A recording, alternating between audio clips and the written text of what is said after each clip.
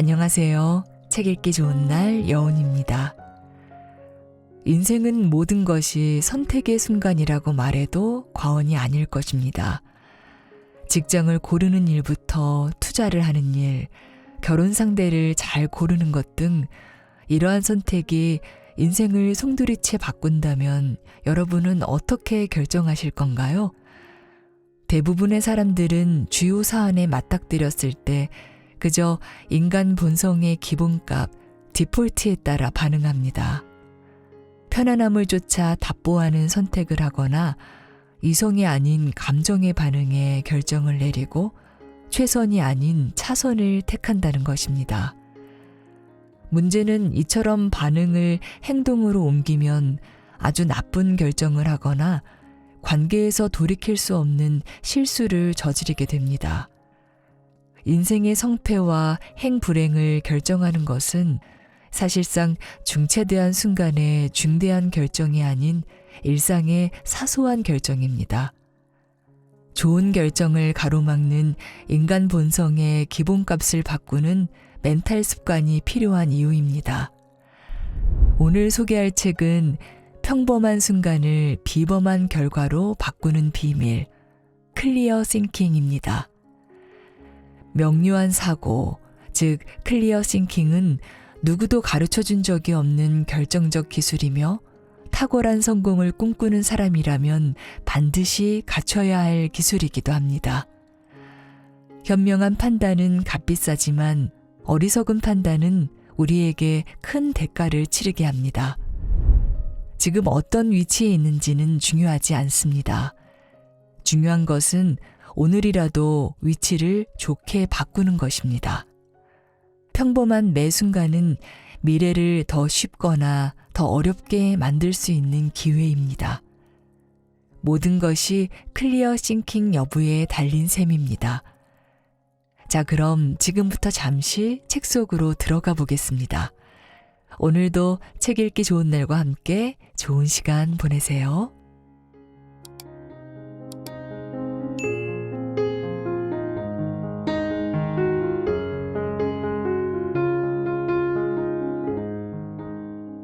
디킨스의 숨겨진 교훈.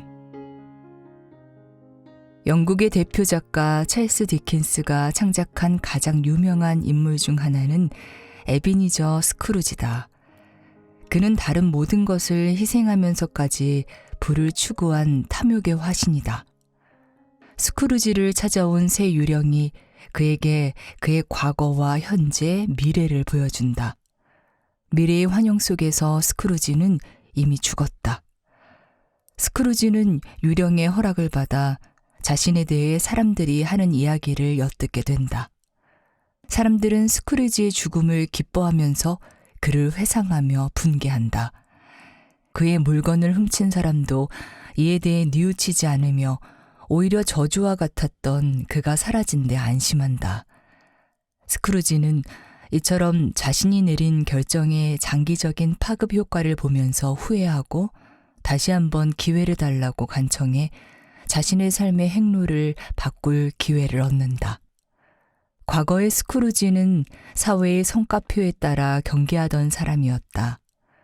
이는 위계 질서를 선호하는 인간의 생물학적 본능을 증폭시키고 무슨 대가를 치르게 되든 돈과 지위, 권력만을 좇게 만든다.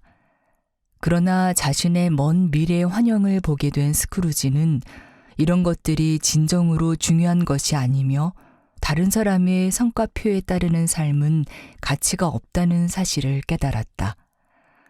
다행히도 그는 성공적인 삶의 열쇠가 좋은 이웃과 의미 있는 관계를 맺는 일이라는 것을 너무 늦기 전에 깨달았다. 삶의 질은 우리가 좇는 것의 품질에 따라 결정된다. 우리는 돈, 지위, 권력과 같은 것이 우리를 행복하게 해줄 것이라고 생각하지만 실제로는 그렇지 않다. 이런 것들을 얻어도 우리는 만족하지 못한다. 그리고 더 많은 것을 원한다. 이런 현상을 가리켜 심리학자 필립 브릭먼과 도널드 T 캠벨은 쾌락의 쳇바퀴라고 불렀다. 이를 한 번도 돌려보지 않은 사람이 있을까? 10대 시절엔 자동차 한 대만 있으면 행복할 것 같지 않았는가? 그러다 정말로 차가 생기면 1, 2주는 날아갈 듯 기쁘다. 모든 친구에게 차를 자랑하고 차를 몰고 온갖 곳을 돌아다닌다.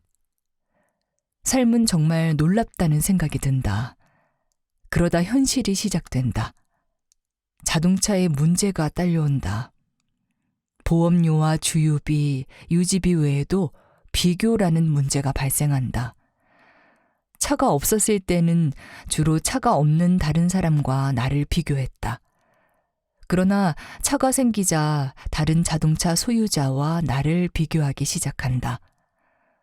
더 좋은 차를 가진 사람을 보자마자 한때 나를 황홀하게 만들었던 물건이 더는 만족스럽지 않게 된다.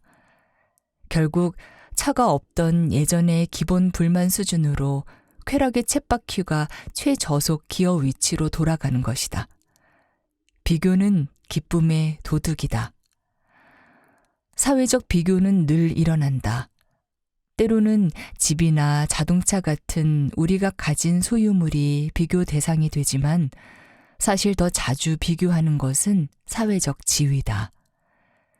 큰 조직에서 처음 일을 시작했을 때 나는 승진만 되면 정말이지 더 바랄 게 없을 만큼 행복할 것 같았다. 그래서 열심히 일했고 승진도 했다. 몇 주 동안 나는 세상의 정상에 오른 기분이었다. 그러다 자동차의 사례와 마찬가지로 현실이 시작되었다. 내게 새로운 문제와 새로운 책임이 생겼다. 게다가 나는 새로운 부류의 사람들과 나를 비교하기 시작했다.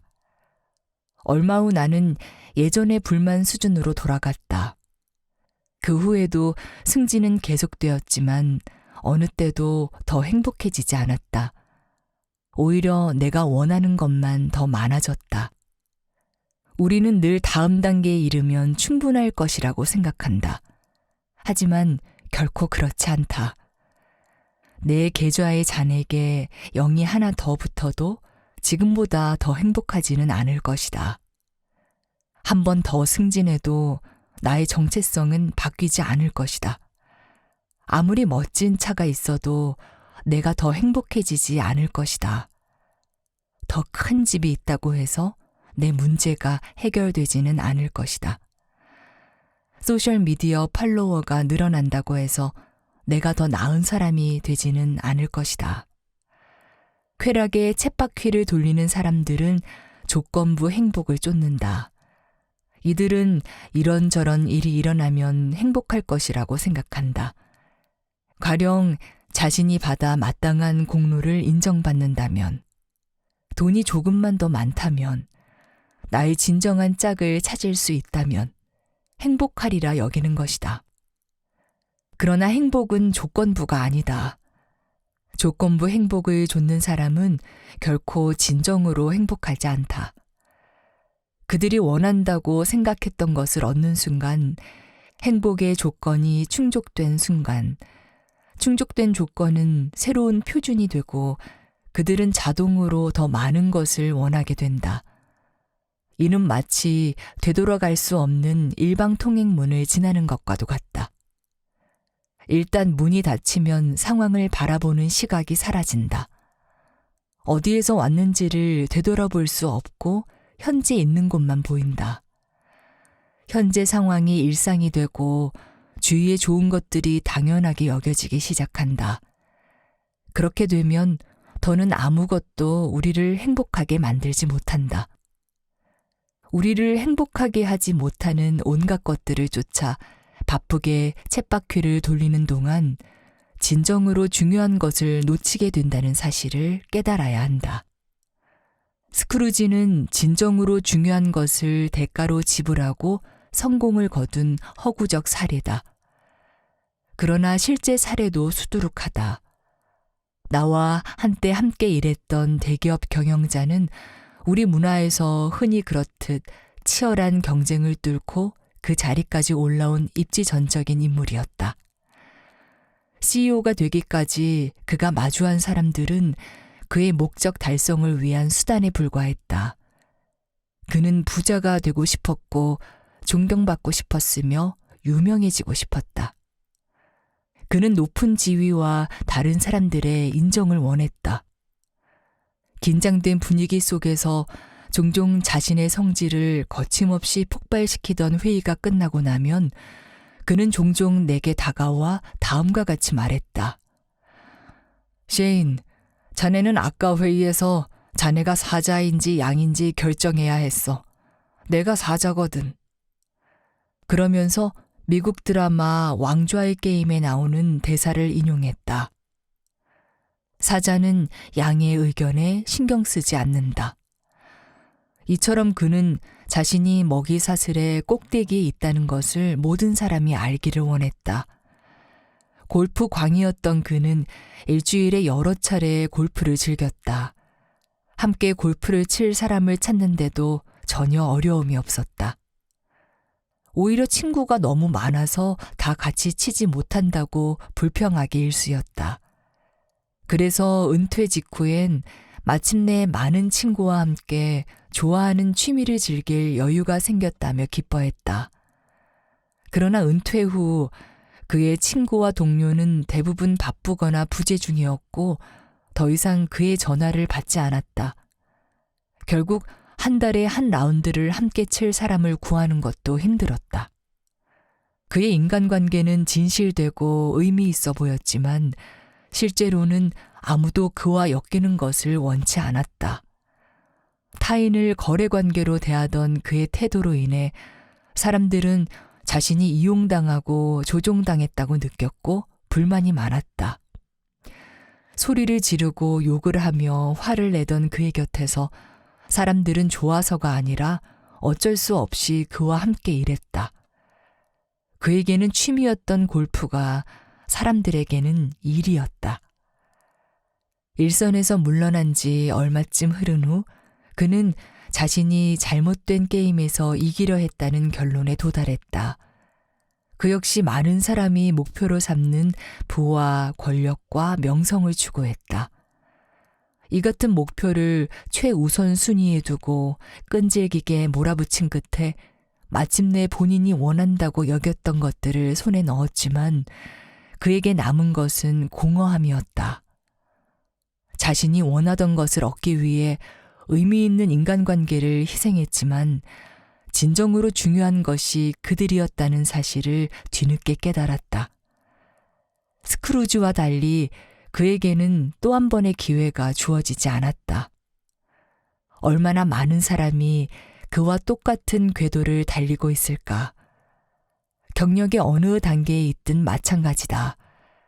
우리는 행복보다 부와 지위를, 내적인 것보다 외적인 것을 더 중시하고 행복을 추구하는 법에 관해서는 거의 생각하지 않는다. 그로 인해 정작 우리에게 중요한 사람들은 무시한 채 중요하지 않은 사람들의 칭찬과 인정을 쫓아 살아간다. 내 주위에는 사회적으로는 명실공히 성공했지만 내가 결코 닮고 싶지 않은 삶을 산 사람들이 많다. 그들에게는 지능, 추진력, 기회, 그리고 이 모든 것을 활용할 자금이 있었다. 그러나 그들에게는 빠진 것이 있었다. 그들은 원하는 것을 얻는 법을 알았고 그렇게 원한 것을 마침내 얻었지만 그들이 원한 것은 그렇게 원할 만한 가치가 없던 것이었다. 오히려 그들이 그토록 원했던 것 때문에 삶이 망가지고 말았다. 스크루지가 행복한 전환점에서 얻은 것, 즉 불행한 다수와 행복한 소수의 차이를 만들었던 그 요소가 그들에게는 빠져 있었다. 고대 그리스인들은 이 요소를 프로네시스라고 불렀다. 이는 최고의 결과를 얻기 위해 삶을 영위하는 법을 아는 지혜라는 뜻이다. 10대 시절 내린 결정들을 지금 돌아보면 꽤 어리석어 보인다. 부모님의 차를 훔쳤던 일, 파티에서 너무 취해 해선 안 될 짓을 한 일, 여자친구를 두고 친구와 싸웠던 일 등이 떠오른다. 이런 결정이 그때는 몰랐는데 왜 지금은 그렇게 어리석어 보이는 걸까? 당시 나에겐 없었던 시각을 지금의 나는 가지고 있기 때문이다. 그래서 그때는 세상에서 가장 중요해 보였고, 그래서 내가 그렇게 몰두했던 일이 지금 돌이켜보면 어리석은 일처럼 보이기도 한다. 최고의 결과를 얻기 위해 삶을 영위하는 지혜를 얻으려면 지금까지 논의한 모든 것이 필요하다. 즉, 기본값을 억제하는 능력, 이성과 성찰을 위한 공간을 확보하는 능력, 효과적인 결정을 위해 원칙과 안전장치를 사용하는 능력이 필요하다. 그러나 현명해지려면 더 많은 것이 필요하다. 이는 우리가 원하는 것을 얻는 법을 아는 것 이상이다. 원할 만한 가치가 있는 것이 무엇인지, 진정으로 중요한 것이 무엇인지를 아는 것이다. 이는 승낙하는 것이자 거절하는 것이기도 하다. 다른 사람이 내린 삶의 결정을 모방해서 더 나은 결과를 기대할 수는 없다. 나 자신에게 가능한 최고의 삶을 살고자 한다면 다른 접근법이 필요하다. 가장 중요한 것은 무엇을 원해야 하는지 아는 것이다. 당신의 마음 한구석에서는 이미 당신이 무엇을 해야 하는지 알고 있을 것이다. 따라서 당신은 마음속의 조언을 따르기만 하면 된다. 때로는 당신이 다른 사람에게 하는 조언이 우리 자신에게 가장 필요한 조언이기도 하다. 행복 전문가의 통찰. 나는 몇 해 전 내가 알고 있는 걸 당신도 알게 된다면의 저자인 노인학자 칼 필레머를 인터뷰했다. 그는 70대, 80대 또는 그 이상의 나이대 사람들이 젊은 사람들보다 더 행복하다는 것을 보여주는 많은 연구를 접했다. 이것이 그의 흥미를 불러일으켰다. 저는 노인들을 계속 만났어요. 그들 중 상당수는 사랑하는 이를 이미 잃었고 엄청난 시련을 겪었으며 심각한 건강 문제까지 있었죠. 그래도 그들은 행복과 성취감을 느끼면서 마음속 깊이 삶을 즐기고 있었어요. 도대체 왜 그럴까 하는 물음표가 생겼죠. 그러던 어느 날 다음과 같은 생각이 떠올랐다. 어쩌면 노인들은 젊은 사람들이 모르는 행복한 삶의 방법을 알고 있을지 모른다. 어쩌면 그들은 우리가 보지 못하는 것을 볼지 모른다. 행복한 삶을 사는 법에 대한 전문 지식을 주장할 수 있는 인구 집단이 있다면 그것은 바로 노인일 것이다. 그런데 노인들이 젊은 세대에게 어떤 실제적인 조언들을 해줄 수 있는지에 대한 연구는 그때까지 수행된 적이 없는 것 같았다. 이를 계기로 필레머는 노인들의 실천적 지혜를 찾는 7년간의 탐구를 시작했다. 오랜 탐구 결과 노인들에게서 그가 얻은 첫 번째 교훈은 인생이 짧다는 것이었다. 응답자의 나이가 많을수록 삶이 한순간처럼 지나간다고 말하는 사람이 많았어요 라고 그는 말했다. 젊은이들에게 인생이 짧다고 말할 때 노인들은 암울하거나 비관적이지 않았다.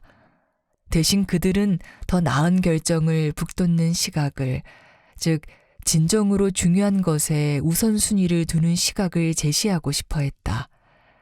한 노인은 필레머에게 만약 내가 60대가 아닌 30대의 일을 깨달았다면 삶을 즐길 시간이 훨씬 더 많았겠지요 라고 했다. 미래 나의 성찰력을 현재 나의 예지력으로 바꿀 수 있다면 얼마나 좋을까. 시간은 삶의 궁극적인 통화다. 지구상에서 우리가 누리는 짧은 시간을 관리하는 것은 희소자원을 관리하는 일과 같다. 둘 다 현명하게, 즉 가장 중요한 것에 초점을 맞춰 사용해야 하기 때문이다. 필레머가 인터뷰한 사람들의 시각에서 가장 중요한 것은 무엇이었을까? 거기에는 다음과 같은 것들이 포함되었다. 소중한 사람에게 하고 싶은 말이 있으면 지금 바로 하라. 그것이 고맙다는 말이든 용서해달라는 말이든 아니면 그저 질문이든 상관없다. 자녀와 최대한 많은 시간을 함께 보내라. 자신을 행복하게 해줄 값비싼 물건을 기다리지 말고 일상의 기쁨을 만끽하라. 좋아하는 일을 하라. 배우자는 서두르지 말고 신중하게 골라라. 필레머에게 노인들이 중요하지 않다고 말한 것들도 마찬가지로 흥미롭다. 행복해지기 위해서 최대한 열심히 일해 돈을 벌어야 한다고 말한 사람은 아무도 없었다. 주위 사람들만큼 부자가 되는 것이 중요하다고 말한 사람은 아무도 없었다. 예상 수입을 토대로 직업을 선택해야 한다고 말한 사람은 아무도 없었다. 자신에게 잘못한 사람에게 복수하지 않은 것을 후회한다고 말한 사람은 아무도 없었다. 그렇다면 노인들이 가장 후회한 것은 무엇이었을까? 그것은 결코 일어나지 않을 일에 대해 걱정한 것이었다.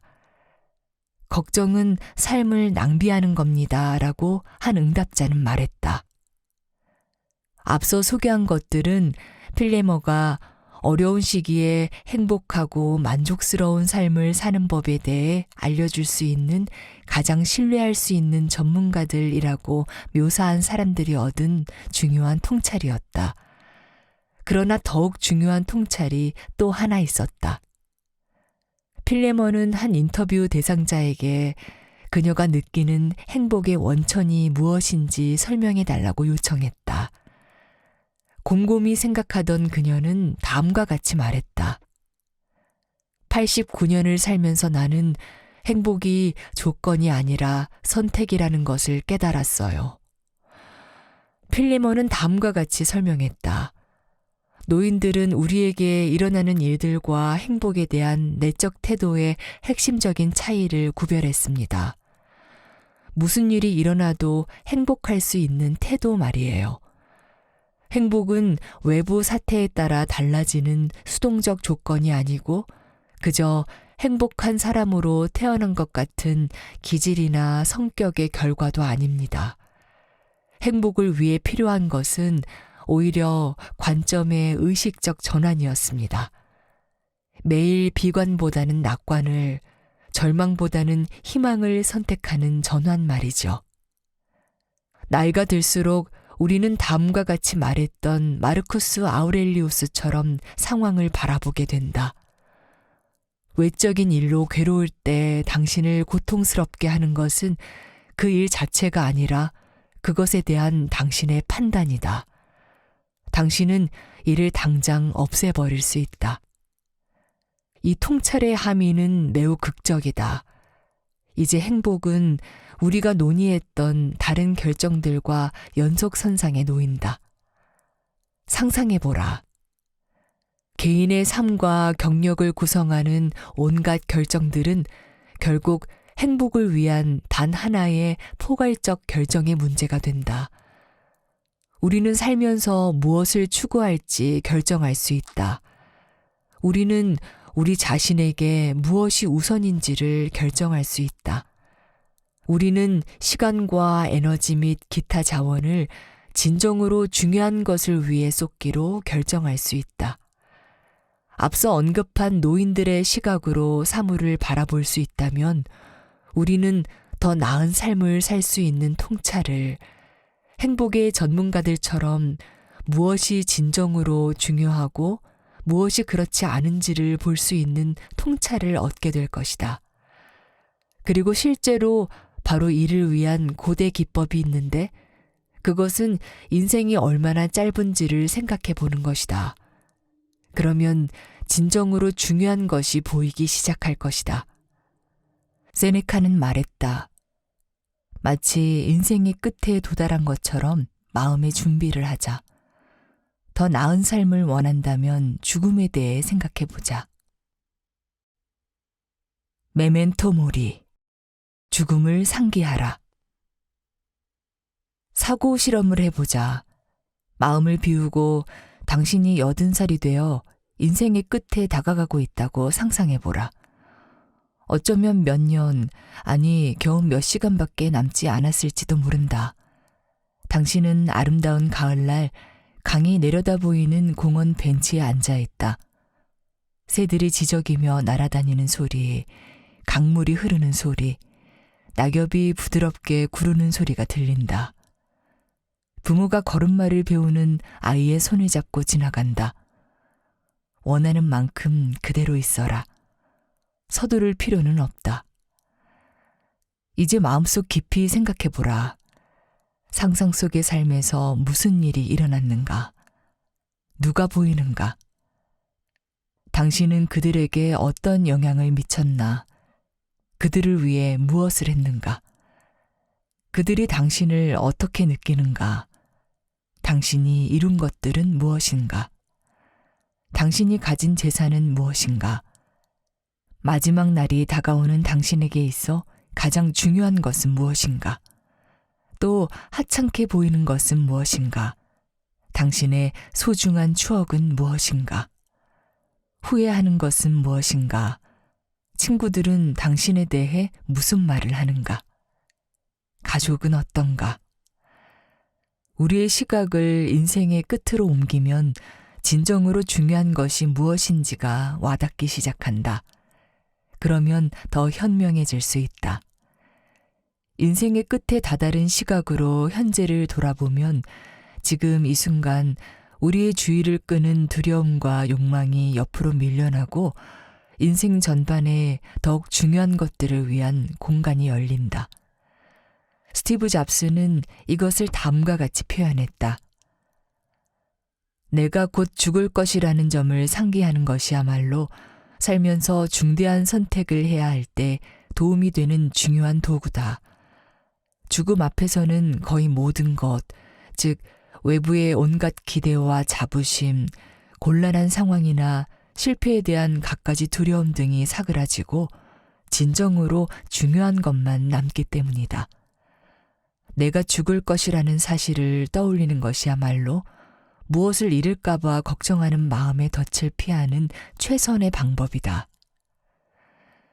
이같이 시각을 전환하면 미래 나의 성찰력이 현재 나의 예지력으로 바뀐다.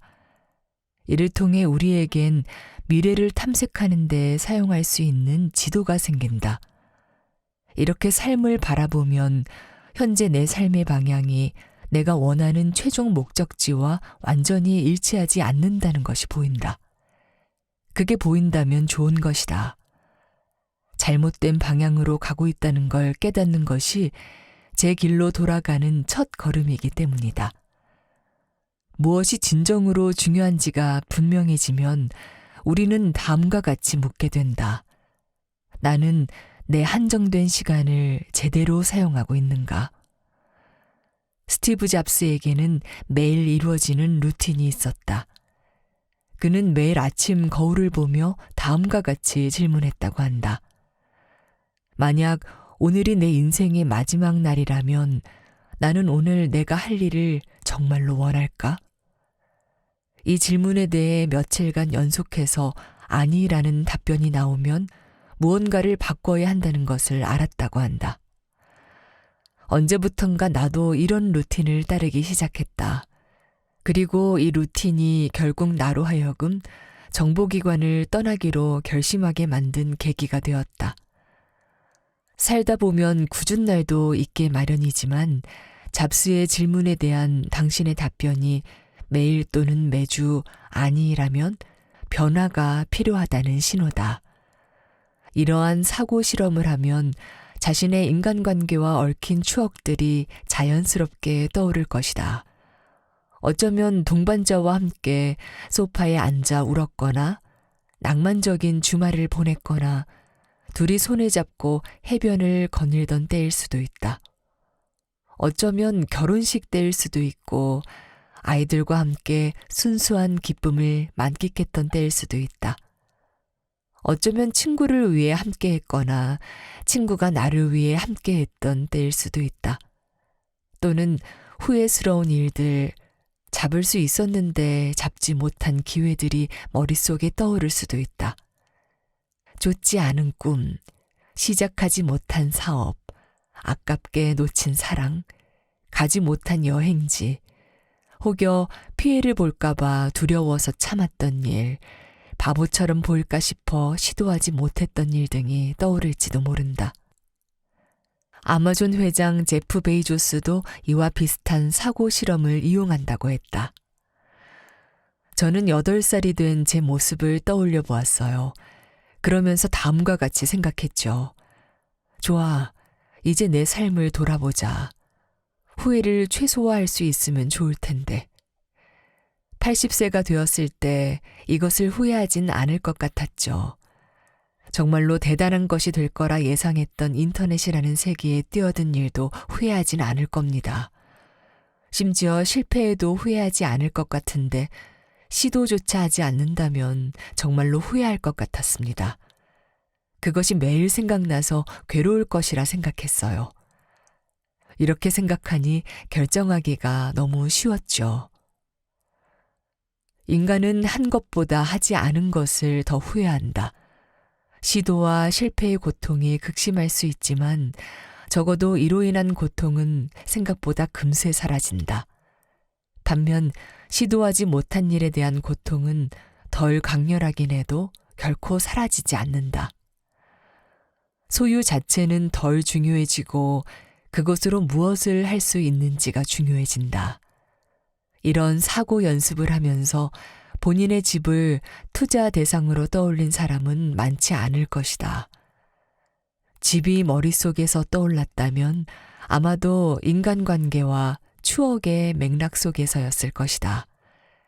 가족과의 저녁 식사, 웃음, 눈물, 파티, 배우자와 종일 침대에서 뒹굴던 시간, 보드게임 시합, 매년 아이들이 얼마나 컸는지를 기록해둔 표시 등 인생 끝에 다다른 사고 연습을 하면서 출퇴근하던 시간과 그때 들었던 팟캐스트나 오디오북을 떠올리는 사람은 없을 것이다.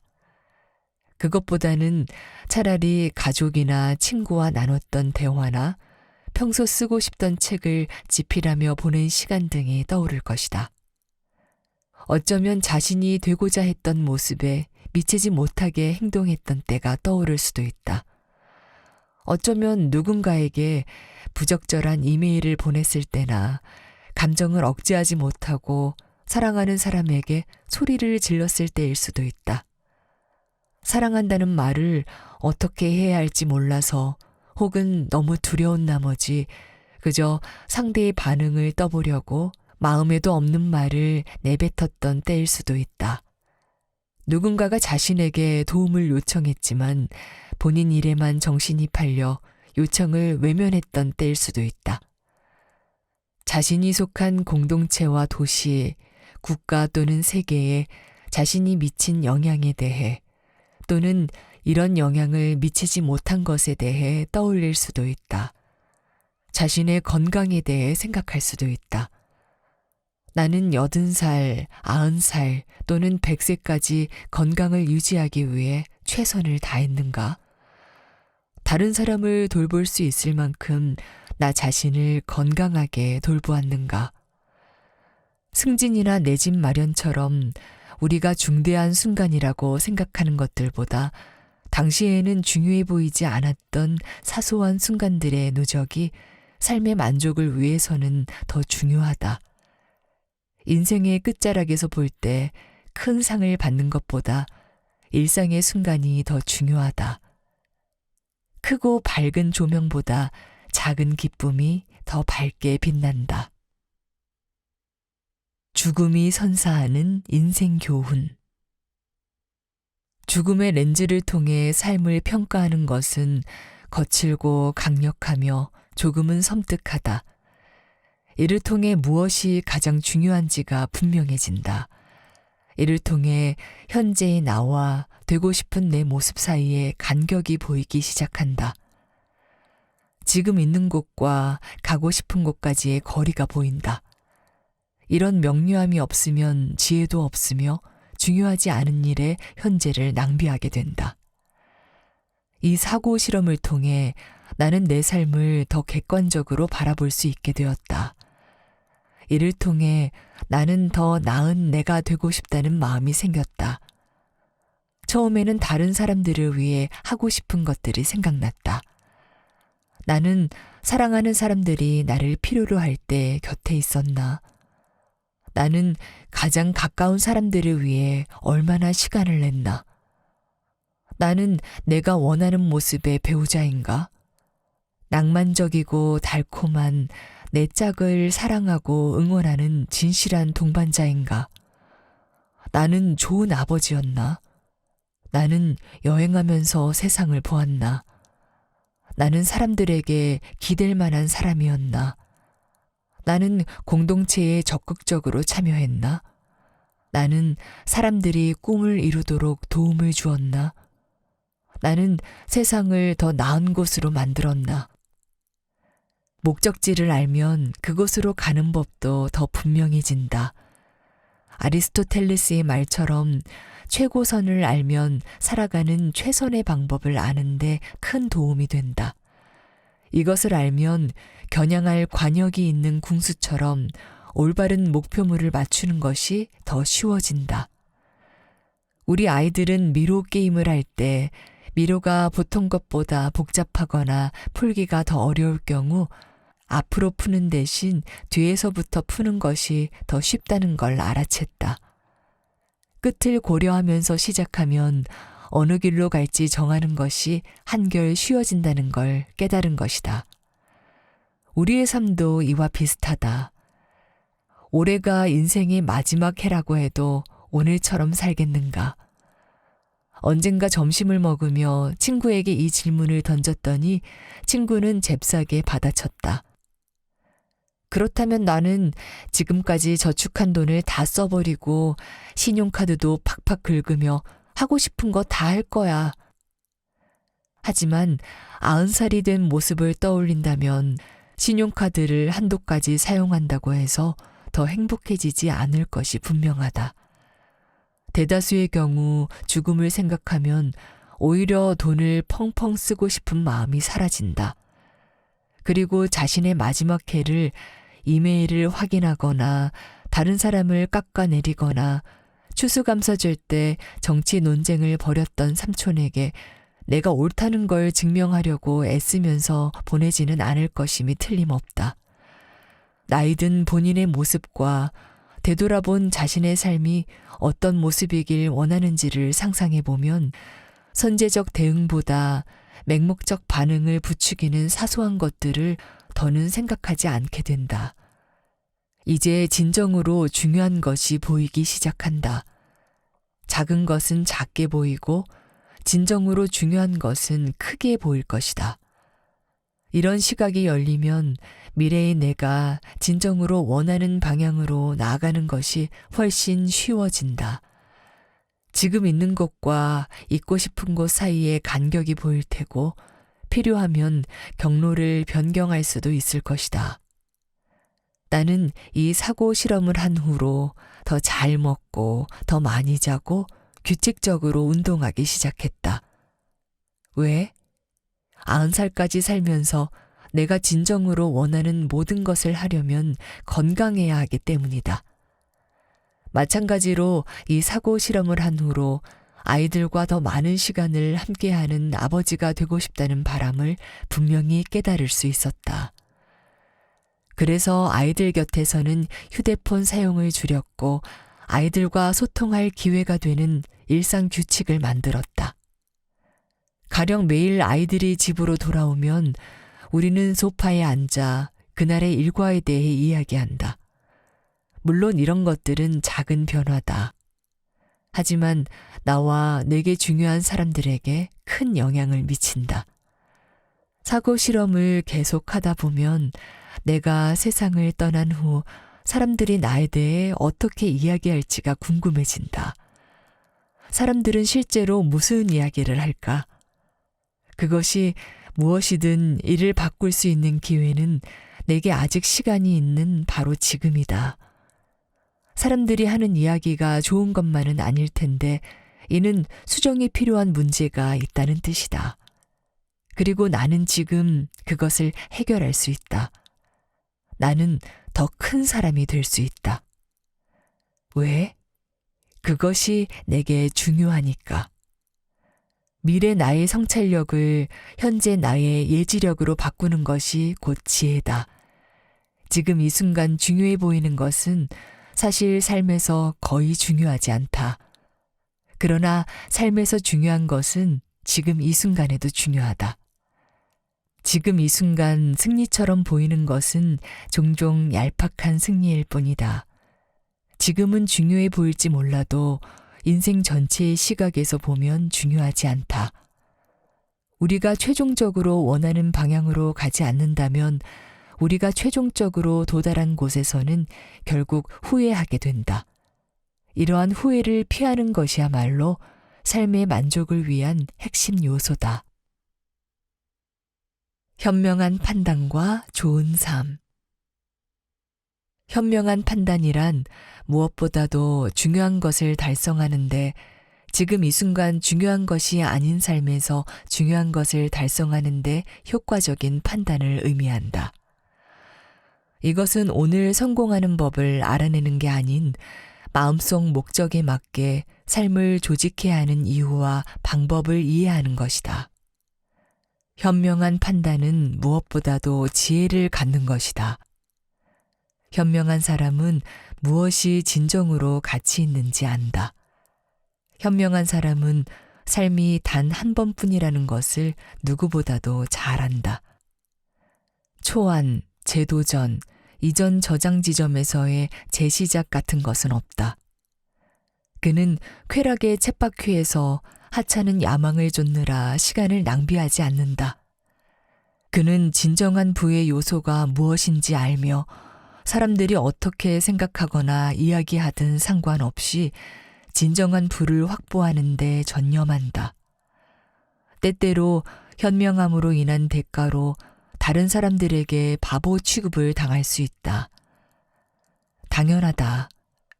현명한 사람에게 보이는 것이 어리석은 사람에게는 보이지 않기 때문이다. 현명한 사람은 일과 건강, 가족, 친구, 신앙, 공동체 등 삶의 모든 면을 폭넓게 바라본다. 그는 한 면에만 집착해 다른 면을 무시하지 않는다. 대신 삶의 다양한 면 사이에 조화를 꾀하고 전체와 균형을 이룰 수 있도록 각각의 면을 추구할 줄 안다. 그는 이렇게 조화를 이룬 삶이 의미 있고 훌륭하며 아름답다는 것을 안다. 좋은 판단력을 키우고 싶다면 다음과 같은 두 가지 질문을 던지는 데서 시작하라. 내가 삶에서 원하는 것은 무엇인가? 내가 원하는 것은 진정으로 원할 만한 가치가 있는가? 두 번째 질문에 답하기 전까지는 세상의 모든 의사결정에 대한 조언이 큰 도움이 되지 않을 것이다. 원하는 것을 얻는 법을 안다고 해도 이를 통해 행복해지지 않는다면 쓸모가 없다. 권력과 명성, 돈을 획득하는 데 성공해도 결국 후회하고 재도전을 원하게 된다면 아무 소용이 없다.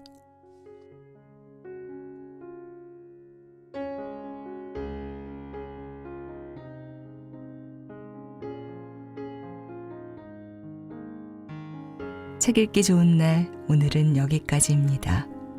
안온하고 평안한 시간 되세요. 감사합니다.